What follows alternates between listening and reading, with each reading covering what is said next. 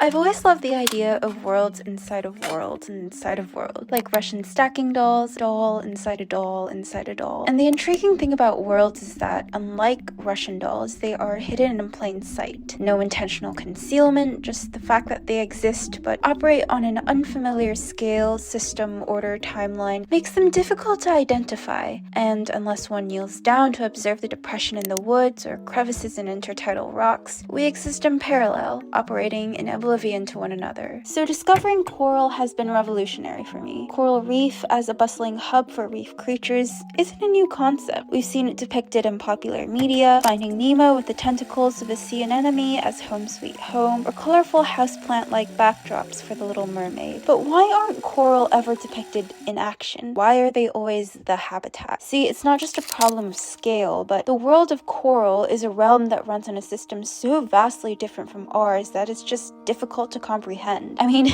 what do you mean coral are superorganisms? Okay, so coral is made out of units, and these units are polyps. Are the polyps like siblings? No? Oh, okay, so they're genetically identical, meaning that all the polyps are the same individual. But these polyps, they live on their own means. I mean, some are older than the others. They all respond to external stimuli on their own basis. They feed, they defend, they interact with other organisms like an individual would. Okay, so the coral superorganism is the coral colony, right? You know, the sum of all of these genetically identical polyp units. No? Okay, the superorganism is also known as the coral holobiont, which includes the symbiotic algae or zooxanthellae that reside in the coral tissue. A simple crash course. Coral and zooxanthellae have a mutualistic relationship. The coral host and the zooxanthellae benefit from the relationship. Coral tissue provides zooxanthellae with a sheltered environment, and the byproducts of zooxanthellae photosynthesis provide coral with essential nutrients. Without zooxanthellae, coral lose their color and will starve in most cases. This phenomenon is known as coral bleaching, and it occurs whenever the coral is stressed. Anywhoosie, how would a coral reef look like if we accurately depicted coral for what they are? You know, not as passive landscapes, but active animals? To do so, we need to identify the relationships that make up a coral reef. Aside from the variety of reef fishes we've grown rather familiar with, a large chunk of reef inhabitants go unnoticed.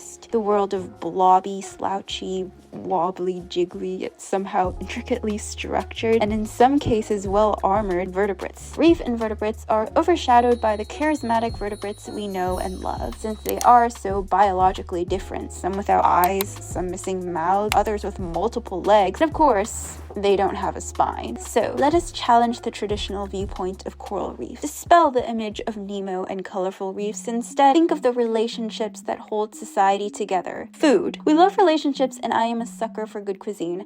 Let's start there. Coral polyps are chefs, oftentimes unintentional chefs. Their mucus is a lovely meal for some, such as the coral gall crab, who takes intense measures for their mucus lunch, purposely poking at polyps to simulate mucus secretion. Detritus that accumulates on coral polyps is also a 5-star cuisine for many. Sea cucumbers are known as sea vacuums, and they ingest algae and organic matter and sand, filtering it. For the coral polyps, these sea cucumbers are the trash workers and cleaners. Coral are also real estate, and the coral polyps and zooxanthellae are the managers and construction workers. One customer is the cleaner shrimp, who runs an estate to set up their grooming shop, where fish customers stop by to get groomed and pampered. Some coral prefer to rent apartments instead of selling land. Christmas tree worms, feather duster worms, spaghetti worms all take residence in coral, living in small tunnels and tubes of the coral skeleton architecture. These worm residents are the targeted market because they are mostly homebodies or introverts who prefer to stay at home. Though the social feather duster worm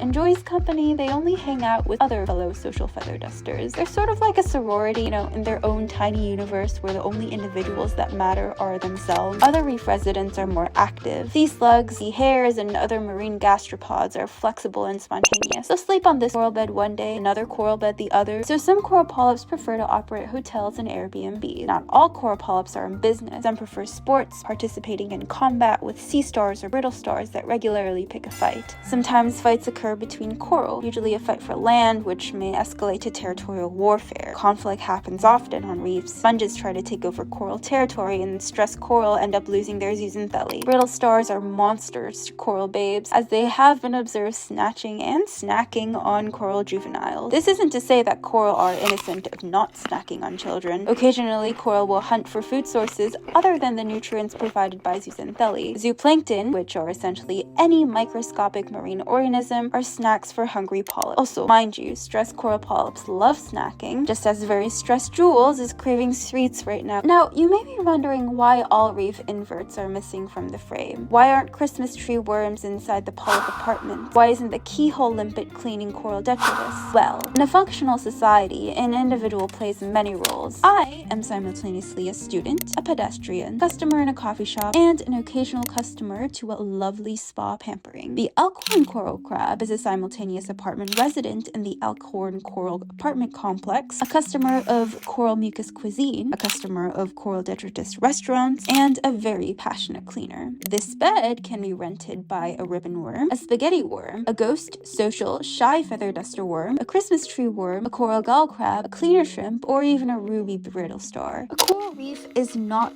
a distinction between passive reef habitats and active reef residents. It is not the rigid ecological role classifications denoted to the animal inhabitants, nor is it just populated by familiar charismatic fauna. Instead, coral reefs are relationships, dynamic relationships that change and intertwine between inverts, verts, coral polyps, zooxanthellae, the coral holobiont, the whole polyp community, endless list with endless possibilities.